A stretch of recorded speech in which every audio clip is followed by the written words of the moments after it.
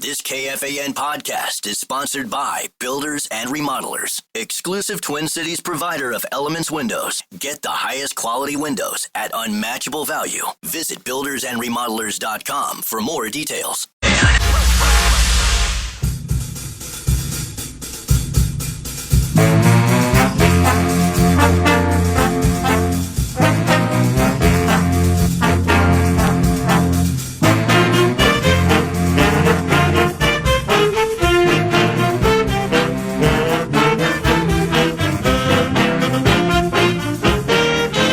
Welcome back to the show. 9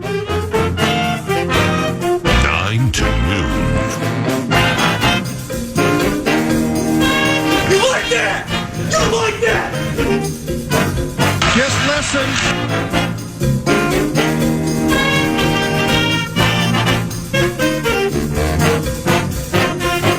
9 to noon. And he's PA.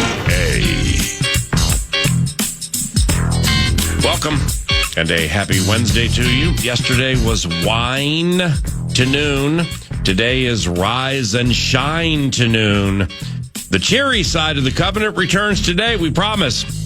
And we begin in provincial fashion. It's what we do, 9 to noon at FM 100.3 KFAN. And joining us now is Cole Aldrich, Bloomington Jefferson national champion with the Kansas Jayhawks.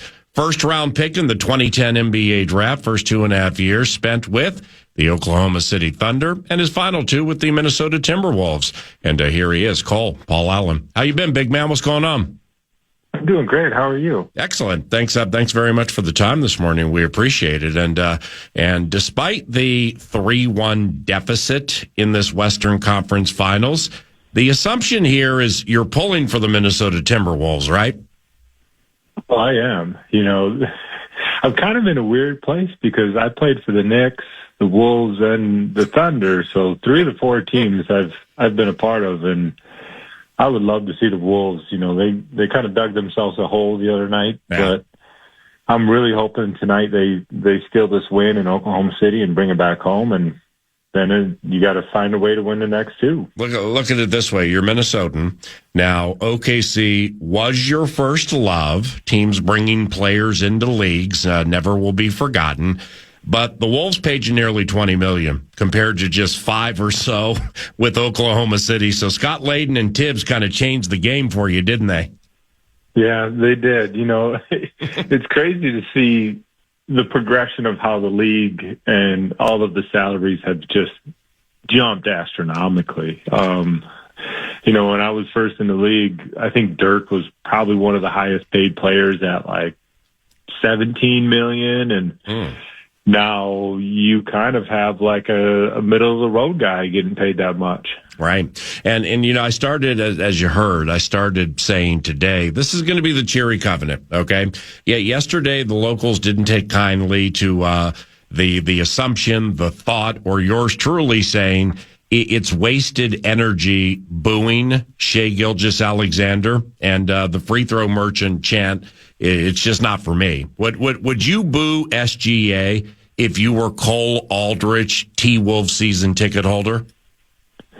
Yeah, you know, I look at SGA kind of as like a James Harden. You know, there's always 100 ways to play the game. Some guys are super physical. Some guys don't play as physical. You know, you got guys that are super crafty. Yeah, you know, I watch the games and I think, you know, that definitely wasn't a foul. But, you know, if the refs are calling it and that's the way the game is, you know, you have to adapt. Right. He is the MVP of the league, and he is going to get more calls. I mean, you saw that all throughout the year. And, you know, I think Anthony Edwards plays way more physical. You know, he's kind of like a hands gritty, kind of get down to the ground and just kind of wants to play bully ball. Oh, go ahead. they play such different styles, and you kind of just have to adapt to what the refs are calling. Right. And speaking of bully ball and Julius Randle, I mean, I was a fan of Julius's from afar when he played with the Knicks. And, I like big men who can pass the way he can pass, he can rebound. But that bully ball situation where he's backing players down in the key, and, he has that nice left-handed work that he does to get baskets, but it's just not taking place in this series. So, how does that nearly completely get taken away in a game or a series? Yeah, I think teams, especially this far into the playoffs, they know that Ant's going to get his 25, 30, 40, whatever. Some teams really kind of say, because Julius has had a great playoff run. He started really slow to begin the season, and then he kind of got more comfortable. And we got to remember, this is month 6 with us. So he's finally, figuring things out after the season and has played great in the playoffs. And some teams just say, you know what, you're going to score, but we're taking you away because you might be the key factor. And you look at that last series, he was great against Golden State. He really showed what he can do. And I think fans kind of really were surprised in a sense. With the 3-1 lead for the Thunder, outside of what you just said about Julius Randle and defending him, what with your critical eye, what are the Thunder doing the Wolves consistently cannot get around? I was watching the game the other day. They kind of get the 50-50 balls. They get kind of the intangible stuff. I mean, that's why they've been so good all season.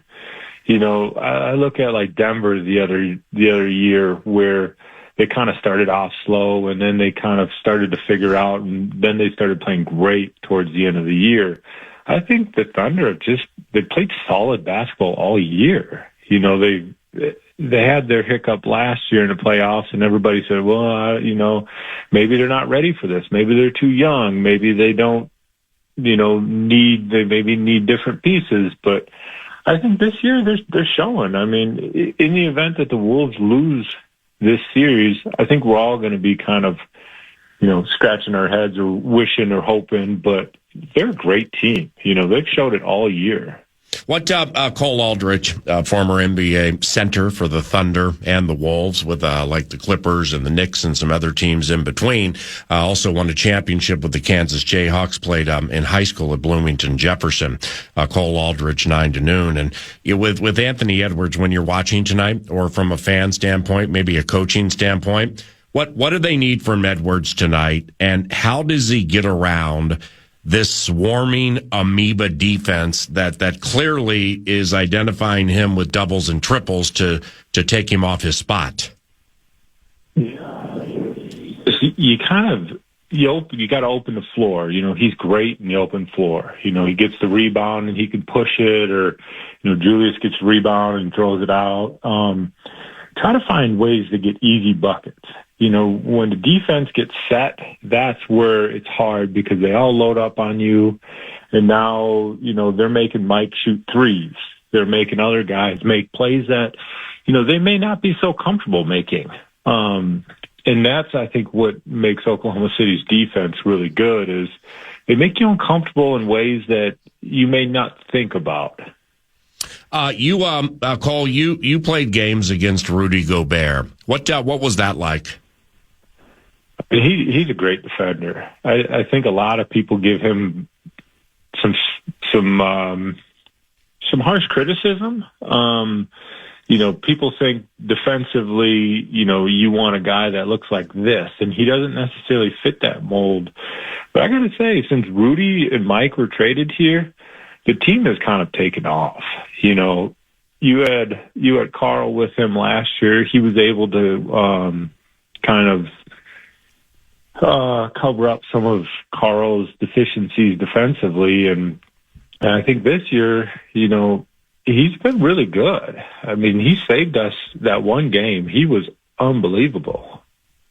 Yeah, that last series when he went for like 24 and 20, be nice to get one of those tonight. And, with Cole, with Rudy Gobert, Why does it seem impossible to throw it to Rudy on the block and let him make some moves? I mean, we ain't talking, Hakeem Olajuwon dream shake here or anything.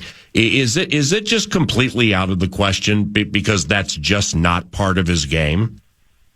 Yeah, I mean, I look at, like, when I was in Oklahoma City, we had a guy, Serge Ibaka, who turned into a really good kind of mid-range post-up guy. But when he first was there, my first few years, he wasn't great at, like, catching the ball and just going up strong, and it kind of takes time. And some guys, that's just not their game, You look at how Rudy is. Rudy's been great defensively. He's big, he's long, he blocks shots. If he doesn't block a shot, he kind of alters it. And he's been around a long time. He's got a lot of playoff experience, and he's just a smart player. People want to see that, and they say, I want him to score. I want him to, play bully ball and do this. But that's just not his game. And I think he thrives in what he is really good at. What about this? Maybe he spends all summer working on Kareem's skyhook. What do you think about that? Working on the skyhook, Cole Aldrich. I like a skyhook. Did you ever, like, whether at Bloomington, whether at Jefferson, KU, or the NBA, did you ever unfurl a skyhook kind of like Kareem?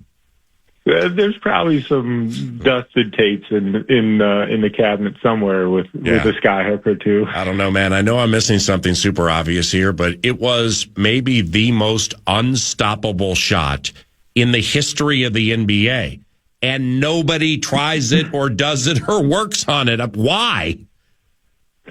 I think the game has just changed that much. When I got into the league 15 years ago, it seems like, and it probably was in 2010, the game was so different. You had guys that shot jumpers at the nail or at the elbows, and you had a bunch of mid-range. Look at Kobe and Dirk and KD early in his career. Those guys, they thrived in the mid-game. Now, it's either get a quick bucket at the rim or you're shooting a three. The change of analytics and kind of just the style and fastness of the game has kind of brought it away from, I'm just going to back you down, beat you up, dunk on you. Yeah. Who needs a center who can go for 23 a game using the most unstoppable shot in the history of the NBA because it's a three-point shooting league? I completely understand that. Now, Cole was with the Knicks 2013 to 2015, and the Knicks took an L last night at Indy, so the Pacers lead that series 3-1. Most of the games in that series have been absolutely fantastic. That comeback from down 2-0 first game at Indiana by the Knicks, triggered by Karl Anthony Towns and Deuce McBride, was one of the better games I've seen in quite some time. But what do you think of that series? The Pacers look like they definitely have it in control. Yeah, they do. The Pacers are really good.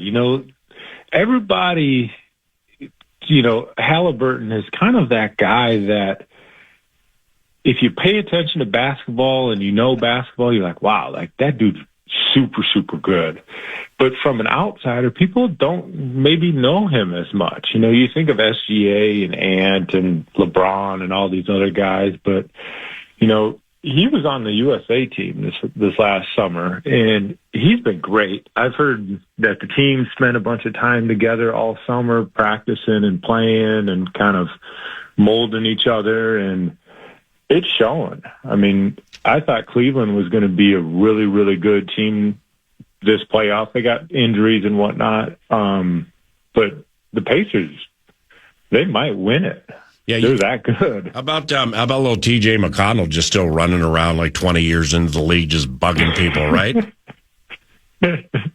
He finds a way just to be solid. That's how he's been. He's not a flashy player. He's kind of like Tyus Jones. He finds a way to just be effective throughout the game. And speaking of reserves, Cole Aldrich is our guest. Do you find that reserves, bench guys, generally play better at home? And the point being, Nikhil Alexander-Walker and Dante DiVincenzo, game 4 here, man. They went 16 of 26, 10 of 16 from 3, and combined for 44 points. So I've just, it's my belief that reserves, bench players play better at home, generally speaking. So that probably isn't happening tonight, right? Yeah, I mean, it's do or die. You never know what's going to happen tonight. The Wolves might come out and win by 40 again, or Oklahoma City might come out and just put their foot on their throat and say, all right, this is over with. We want a few days extra to get some rest before we get to the finals, because once you get to the finals, there's so much like stress and anticipation, and if you've never been there before, it's really hard to describe the experience, because every game is a huge show. It's like the Super Bowl. What just a couple here to close with Cole Aldrich, a longtime friend of the radio shows, and yours truly, played for the Thunder and the Timberwolves, and that's how we start 9 to noon. And Chet Holmgren. What do you like about Chet's game? Many HaHa Academy go crazy, but man, he had some ferocious dunks in that last game. Holy cow! I used to work out in the cities when I would come home when I was playing, and it was probably my last year or two. Chet was, I think he was probably a sophomore. And he came and worked out with us, and we played pickup or whatnot. And I mean, he at that age, at 15, 16, he was long, tall. I mean, way more skinnier than he is now. But you could see how good he is, and taking that progression now after getting hurt early, he's been really good.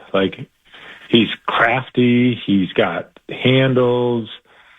He's not afraid to try to dunk on you. I mean, it's been great to see him play as well as he is, because, I love seeing guys from Minnesota play well, because it puts us on the map. We got great talent in the league. Yeah, it puts us on the map. A Minnesota team getting bounced by a Minnesota-raised player. I mean, that's Minnesota sports at its finest, isn't it? I mean, come on, man. All right, last one. Did you... Cole, did you ever mix it up with Chaska's Spencer Tollickson when he was Minnesota Mr. Basketball in 2004?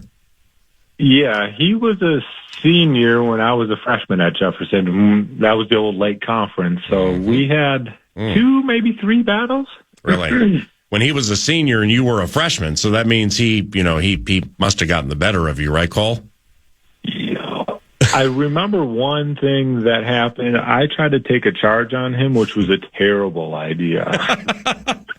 And what happened? I don't remember if I got the charge or if it was a block, but all I remember was seeing stars afterwards. Right. Hey, in basketball practice, I don't know if you can remember, back into the high school days, or maybe they did this at KU or whatever, but one of the worst drills would be when you had to run from one side of the court to the other and stop and take the charge. I mean, do you remember drills like that? That they were just terrible.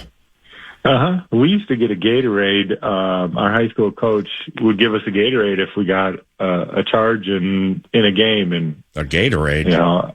That's why I turned into a shot blocker. I was like, right. I'm not getting hit anymore. I'm just going to try to block shots. Right. Those knees go in awkward spots on charge taking, and you guys don't wear cups, if you know what I mean. And if you're a big guy, if you get a charge taken, you don't try to hurt the person, but you got to let them know, hey, you're going to take a charge. You're going to feel this. How about if you take a charge and it's technically sound? I mean, you get your feet set, you're not moving. It's the ref's going to go offensive foul. Let's go the other way. And then they identify 2 inches of your heel was in the restricted area. You're like, bro, I mean, the rest of it was out of it, and I did that thing perfectly. Can't we just get the call here? Oh, man. Hey, I just want my Gatorade. Right. You're fantastic. Thank you very much for the time. Great doing the Covenant catch-up. Enjoy the game tonight, and let's stay in touch, okay? Thanks, PA. Go Wolves. Yep. See about Cole Aldrich, former member of the Oklahoma City Thunder and of the Minnesota Timberwolves. Cole Aldrich, Bloomington Jefferson, go crazy. Sounds like Spencer Tollickson is the senior. Minnesota's Mr. Basketball might have chewed up our buddy Cole Aldrich when he was a skinny freshman, but he took the charge and got the Gatorade. Cole was the 10th or 11th overall pick of the 2010 draft, I believe, by New Orleans, then ended up with Oklahoma City. And it's the weird draft night hat thing. Yeah, it's the hat switch. He was 11th overall. 11th overall. And he ended up with an Oklahoma City team that employed Russell Westbrook, James Harden, Kevin Durant, Serge Ibaka, and Kendrick Perkins. And they had some beef on that squad. I love those conversations because just even Serge Ibaka. Now, Serge Ibaka, not greatest player ever to grace the hardwood, but it's a great name and a super cool, good player in the league. I just love going down that memory lane a bit. Yeah, me he too. went to the finals with them. Didn't house the Larry O'Brien, but he's tasted the finals. When you heard him talking about that, he has that experience. That was cool. Cole's terrific, and we thank him very much for the time. That's part of the Timber Tech What's on Deck set list, 9 to noon. And the set list includes, about 20 minutes from now, Mike Florio from ProFootballTalk.com, Dane Moore from the Dane Moore Podcast, a frequent contributor to 9 to noon, specifically during the postseason. Dane is in Oklahoma City. He's going to join us at about 10 o'clock to chat about tonight's Game 5 with the Wolves trailing OKC 3-1, 7:30 KFAN. After that, Matt Pinto. He's the radio play-by-play voice for the OKC, for the Oklahoma City Thunder, and he's going to give us an adversarial update about an hour and 10 minutes from now. Then, into the final hour. We're wide open in the final hour, so what we're going to do is we're going to execute some Timberwolves / tractor-related talkbacks. And we wholeheartedly and graciously thank Sioux Cup Manufacturing for a couple of weeks of delivering outstanding prizes to those who are devoted, the devotees, and those dedicated to KFAN, specifically 9 to noon. Who have left us just amazing talkbacks over the last week and change, mostly, if not all of them, involving the alllll, involving the Minnesota Timberwolves, but just a couple of things on which to noodle for your talkbacks when the 11 o'clock hour hits. If the Timberwolves are bounced tonight, do you view the season as a success? And if they are bounced tonight, you might get that same question tomorrow. But if they are eliminated tonight, do you view the season as a success? And is it important to you, the sports fan, or you, the Timberwolves fan, to personally define the conclusion of a sports season as a success or a failure? And I'd be curious to hear from people truly what goes into success and failure, specifically success. Because if you take the word for just the word, well, that means there's only one that experiences success, and that's the NBA champion. So there are tentacles from both of those words, success and or failure, off which we can play. It's very important to me what happens to the Minnesota Timberwolves tonight. Whether they win or lose, there's a certain way to play games like this where you just don't, if the screen door is going to hit you on your way out, don't leave getting killed. Don't leave getting kicked out or thrown out, or like Charles Barkley's in some Milwaukee bar and he picks up some short guy and throws him through a window. Okay, let's not leave the series like that. So consider that for the 11 o'clock hour, and a Sioux Cup prize package will be prize delivered. Pack is sweet. Will be delivered to one of you. What's in it? Well, the Carhartt Cooler Brewmate Canteen, portable JBL speaker, a coffee tumbler, a hoodie, and a Sioux Cup baseball cap is all part of that Sioux Cup Manufacturing prize pack. Burning a hole in our pockets right here in the promo closet. I know Mr. Madden and everybody is just, they want to give you. That's what they want to do. The promo people want to give, and they got some goodies for you later today. My, oh my, show am good. Can I add something to the talkbacks, possibly? Of course. Because I love how you frame those up, and I want to hear those talkbacks. I am curious, though, as we get closer to the 11, frame up who you trust tonight. who you trust tonight in a Game 5. I like that. I think it's somewhat of a difficult question because at times we've questioned it's playmaking versus a selfishness of a young budding superstar.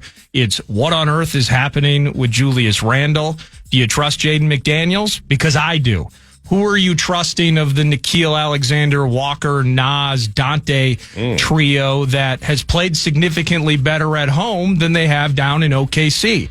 So if you're dream weaving the idea of us waking up tomorrow and looking forward to Game 6 back at Target Center on a Friday night, wow, maybe part of that talkback conversation. I love it. Is this season a success? I know what my answer would be.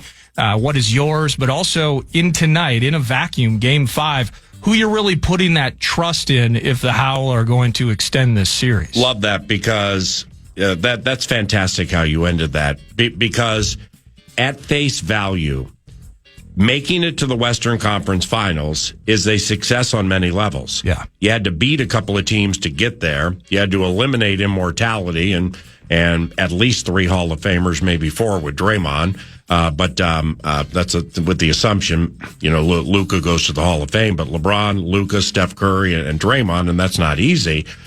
So that right there inherently is a success. But they made the Western Conference Finals last year. So then think about getting to a certain level and not being able to get through it, and then taking the word success and playing off that.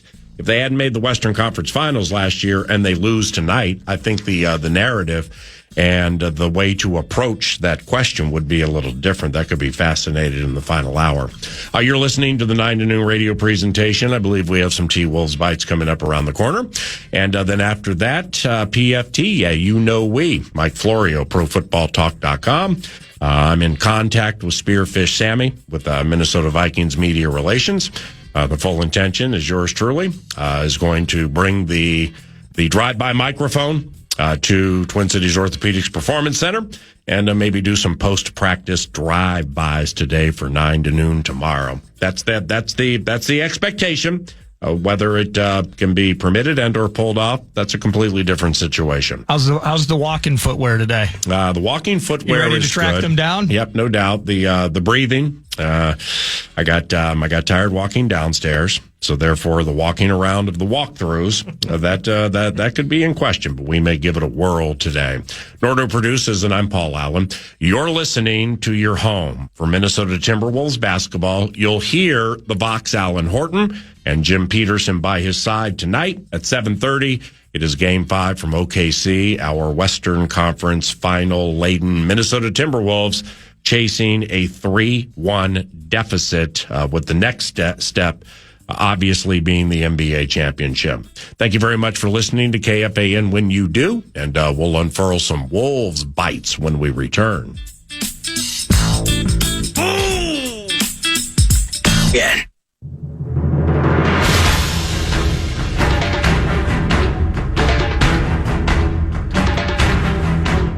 A little quickie at 9:31 of some bites. You got Wolves Bites? I got some Wolves Bites brought to you by Thousand Hills Lifetime Grazed Grass-Fed Beef. I see a bunch of talkbacks in the mix for later as well already. Keep them coming. Good. Okay. Was this a season a success? I'm seeing some differing viewpoints there.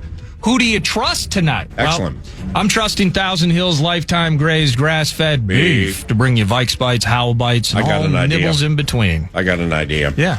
The Cole Aldrich interview went 5 minutes longer than I thought. You have prepared Howl Bites. We have nothing but openings in the final hour, and I have 2 leftovers from yesterday. Let me unfurl these leftovers so we can properly get into Howl Bites at 11. That sound good? I like it. All right, how about this? Jalen Williams, the right one for the Oklahoma City Thunder. All right? Yep. We mentioned yesterday, the Shai Gilgeous-Alexander is 26 years of age. Jalen Williams is 24, and Chet Holmgren is 23. So those guys are hitting stride at a very good time.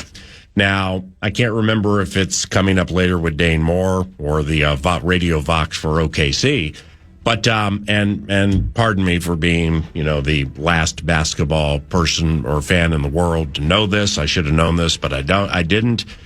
their draft picks, man, their first-round draft picks. Are you up to speed with, like what they have? Well, I just know that it's a mountain of picks. It's unbelievable. I think they have 2 picks in this draft coming up in June, 2 first-round picks, all right?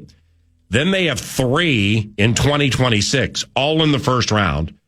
And then they have 2 in 2027. Oh, come on. How in the heck, when the Vox joins in an hour, how does that happen? So I don't know. Yeah, I don't know if this has changed because I just Googled future Thunder picks. They have 13 first rounders and 17 second rounders in the next 7 drafts. Oh! So whatever Presti did, I don't know how that has happened. The combination of hitting on while they bring in Shea, right? Yeah. They draft Chet, who's now healthy. They find Jalen Williams. Yeah. They find Lou Dort, undrafted.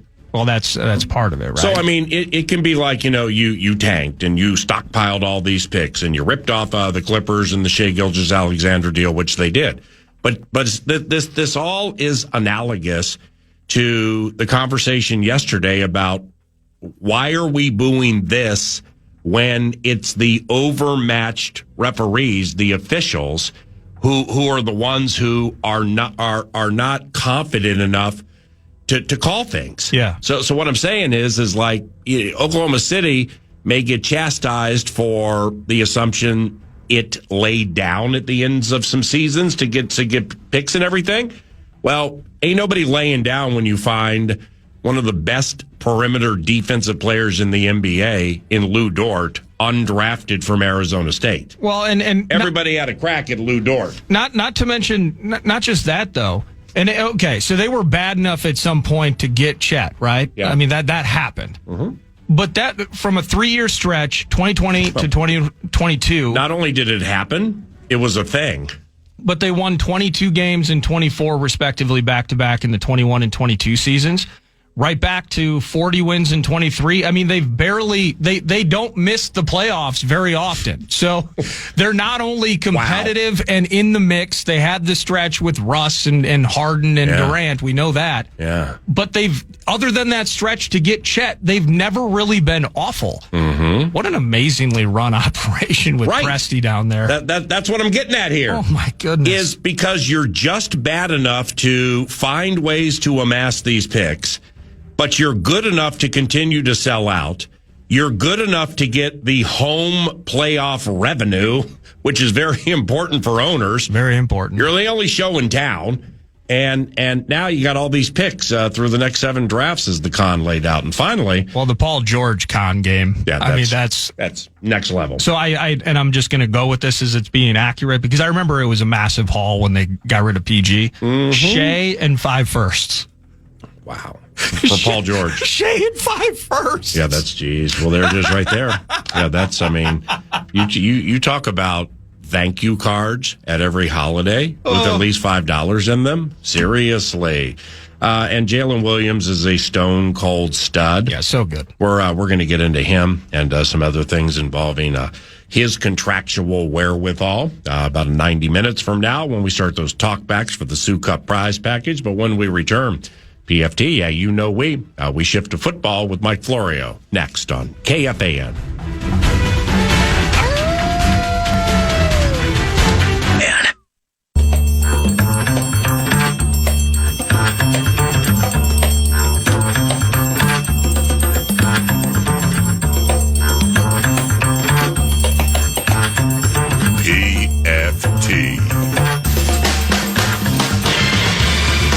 Florio, ProFootballTalk.com. There you'll find the PFT podcast and routes to buying Mike's books, the latest being Son of Mine. The series has a gangster lean to it. It is ProFootballTalk.com, and here comes Mike Florio. Mike, as young Alex, as your son, young Alex, figured out which Vikings game he'd like to attend this season. The home schedule is excellent. Yeah, here's the problem. Every 8 years, the Vikings make a trip to Pittsburgh and to Cleveland, and this year both of those trips have been relocated across the Atlantic Ocean. Wow. So he was very upset that he wouldn't have a chance to come visit you at Acrisure Stadium, previously Heinz Field. He won't get to go to Cleveland. The other two AFC North games are at home. He has his eyes on the game at Dallas. His buddy is a big Cowboys fan. They went to the Cowboys game a couple of years ago, the Sunday after that epic Buffalo game where the Vikings got smashed, worst home loss since like the Cardinals in 1962 or something ridiculous like that. Right. So he's willing to set himself up to get injured again emotionally by going to Dallas to see Vikings Cowboys whenever that is. That's the one he's been talking about. Well, not just him, but I mean, you let your guard down a bit last season and opened your heart to the Vikings maybe getting to or winning the Super Bowl. It'll never happen again. I'll never take the cheese again. I was just saying that yesterday on PFT Live. I will never, ever, until the confetti is falling for the NFC Championship, I will never believe that they're going to get to the Super Bowl because I have seen this movie too many times since 1976, the last trip to Pasadena in the loss to the Raiders 32-14, I think was the final score. It's imprinted on my soul somewhere. But I will not believe they're getting back. Not after 1987, not after 1998, not after 2000, not after 2009, not after 2017. I will not take the bait. And last year was the worst because you can never account for the possibility that the quarterback is going to urinate down his leg in the biggest game of the regular season, which is exactly what happened. We got to call it what it is. Sam Darnold wasn't able to step up when the lights were the brightest and the moment was the biggest. He floated too many passes in the end zone, and that's what derailed what could have been a Super Bowl run. And we're never going to have in Minnesota a quarterback who has proven he can get to the top of the mountain. You're going to have to find a guy and hope that he gets to the top of the mountain, starting with J.J. McCarthy. Well said. Football feast. Speaking of former Vikings quarterbacks, this just posted at ProFootballTalk.com. Kirk Cousins, a no-show at the Atlanta Falcons organized team activities. Mike writes, that's good for the Atlanta Falcons. Why is that? Well, and what's weird about off-season workouts, if a guy is there the first day, we just assume he's there for every workout.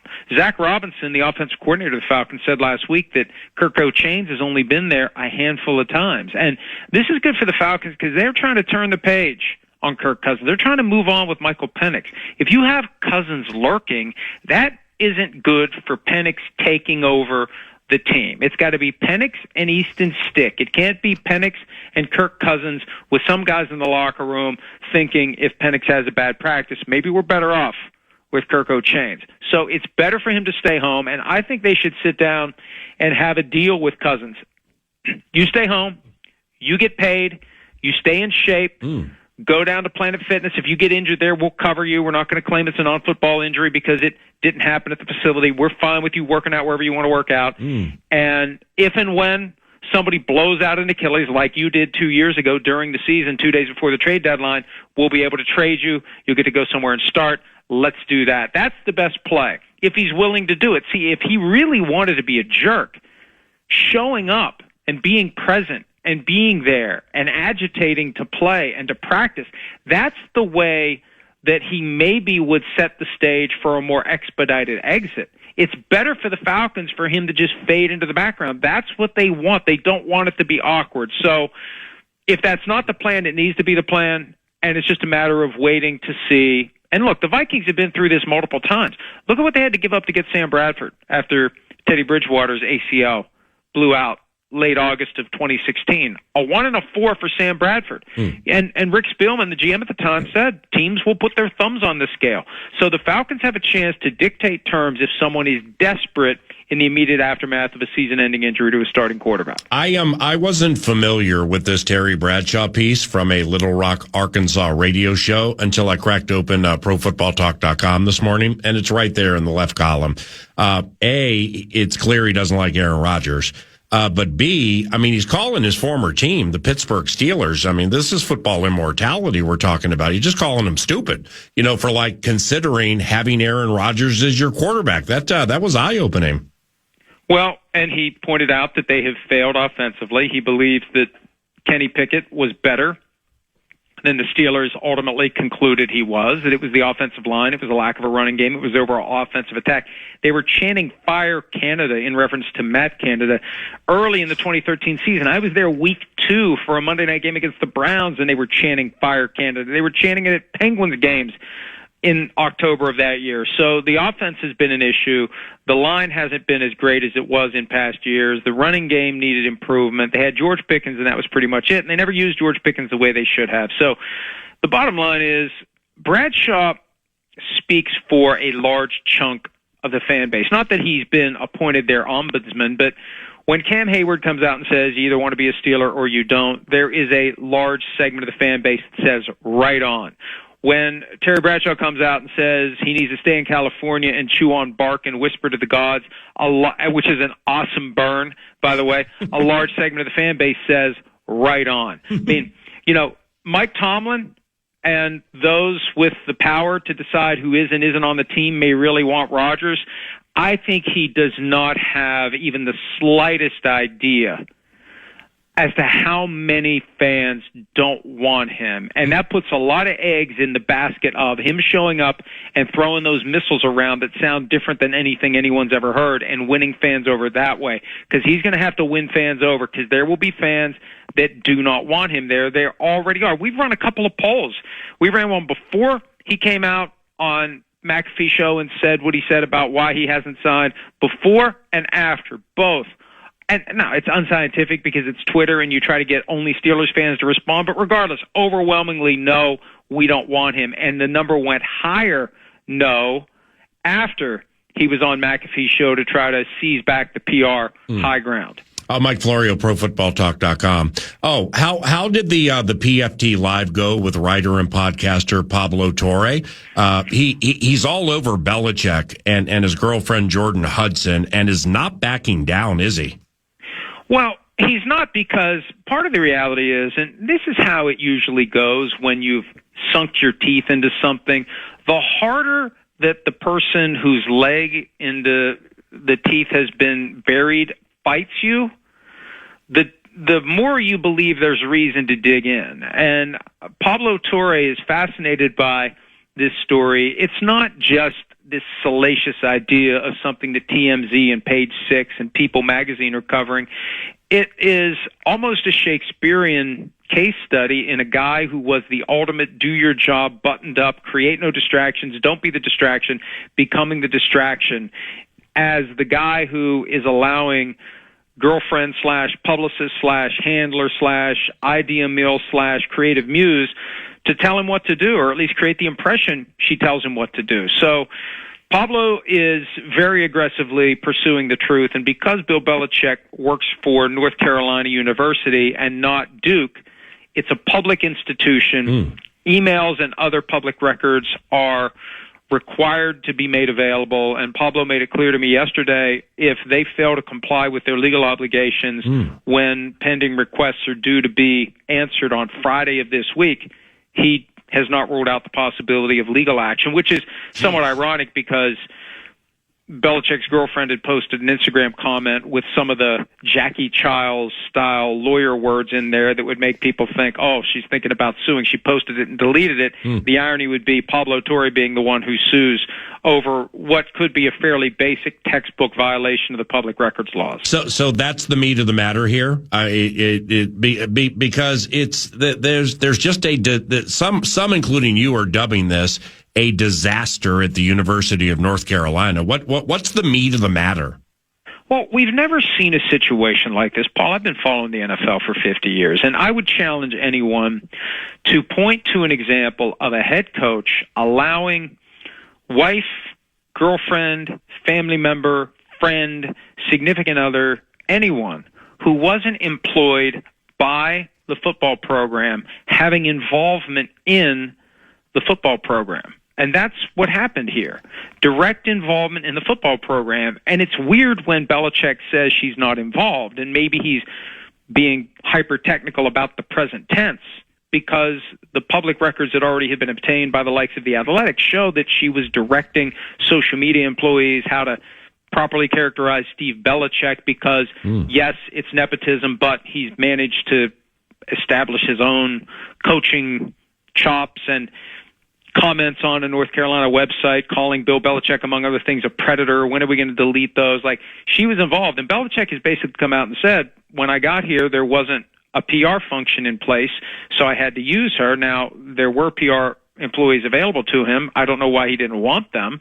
And there's a weird next level, which would be a Belichickian manipulation of the rules. If you have someone who isn't an employee of the school communicating in a PR function with outsiders like NFL Films on the negotiations about Hard Knocks or anything else, maybe that's a way to shield the communications from the public records laws because she doesn't work there. Right. So how are her emails public records if she doesn't work for the public university? Jeez. It's just an amazing, weird kind of a situation. And I know by tracking our real-time traffic, people want to know more about this and how deep it all goes, and more importantly, where it all goes from here. All right, lastly on this, Mike Lombardi, who's been a frequent contributor to this radio show. I mean, I haven't talked to Mike in a while, but I've known him for a long time.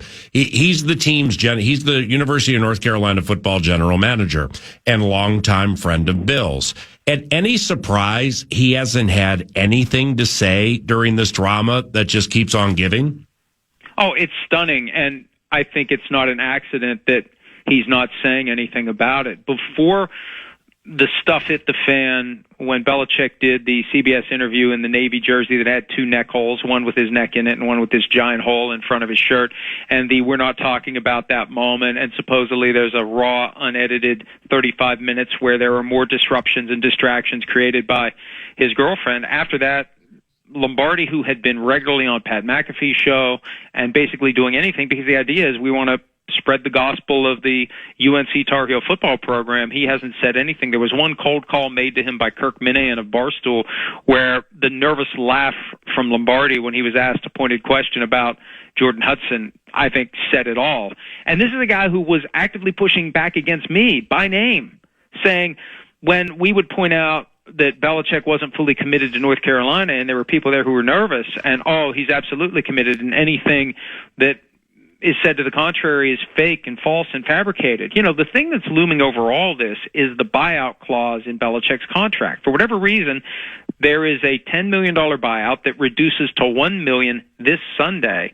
That was not accidentally put in there, and I said at the time, hey, if he's seriously committed to North Carolina, just take that clause out. Why does he need the ability to write a check for $1 million and walk away? And initially, Paul, we thought that is something that would be utilized to go to the NFL. It now becomes leverage that he can exercise over the school to maybe get them to let her work for the program or whatever else he wants, because he'll now have, as of Sunday, the power to write a check and leave them high and dry. Holy cow. Lastly, and the video's available at profootballtalk.com for those who missed it.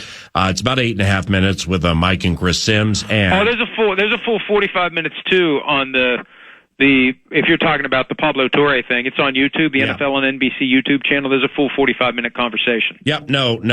The drafting of best football towns. And sorry, you were trying to transition to a new topic. Sorry. No, it's all good, brother. It's about 8.5 minutes, and it's at PFT. Where did the Vikings land in your draft of best football towns? Well, Minneapolis, St. Paul did not make the six that we had time for. And, I went with Pittsburgh. I went with, I can't remember who else, which tells me I must not. Oh, Green Bay. I'm sorry, but Green Bay and football are synonymous. It's a town that is not nearly big enough to have an NFL franchise, and it does, and it's publicly owned, yada, yada. And I added St. Louis at the very end. You got to respect St. Louis. They still get 30,000 people to show up for spring football that nobody cares about. Jeez. 30,000 people per game show up as a middle finger to Stan Kroenke and the Rams. Wow. It's amazing to me. So I had to give St. Louis some love there, because I don't know that any other city in America, even if it lost its NFL team, would be able on a sustained, consistent basis to show up with that many people for spring football that nobody cares about. Well, I'm sure Seattle was part of the draft, right? Well, you only got 6 teams. I mean, Philly was first. That was Sims. I went with Pittsburgh. He went with Chicago. I went with Green Bay.